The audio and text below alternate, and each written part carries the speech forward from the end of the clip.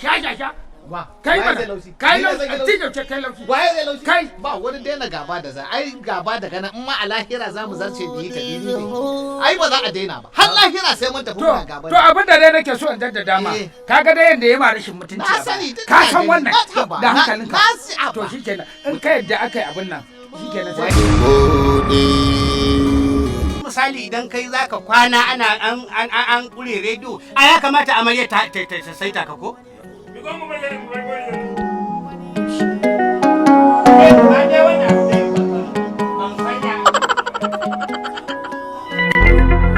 dama kai ne da rashin mutunci kake mana irin wannan bugun kaman abin nan abin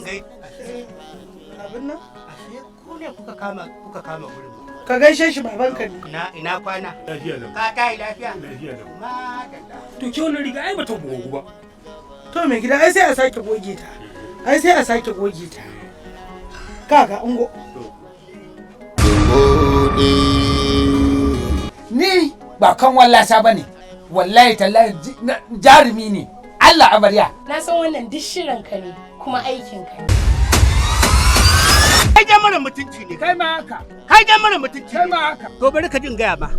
kaga wannan abin da kai mun wallahi ba zan bari ka ci banza ba ina mai tabbatar maka cewar wannan wulakancin da kai mun ba kai saka ci banza ba zan kyale ba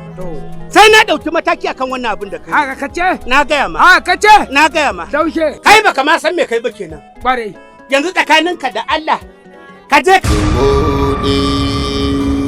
dan iskanci wata cuta ce ka kama haka sai kai mari zaka warke to hajiya ne ya yadda in zauna da shi a cikin da ya mare ni yau in na mare shi ina jin sai idan sa da ya tsiyaye wallahi a me da shi gidan ubansa bai mare kin ba Allah sai kin me da shi in dai kina son zama da dana sai kin me da shi gidan ubansa ki goya shi sa'an ki Allah ka ba ki me da shi gidan ubansa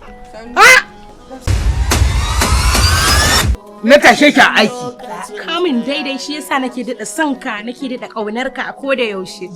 kake dada burge ni kamar yadda kake ririta ni kamar kwai kai maganin sa kenan na yi maganin sa wallahi Allah kata da shi yazo yana neman afuwata sai na hada sai na tashe shi a aiki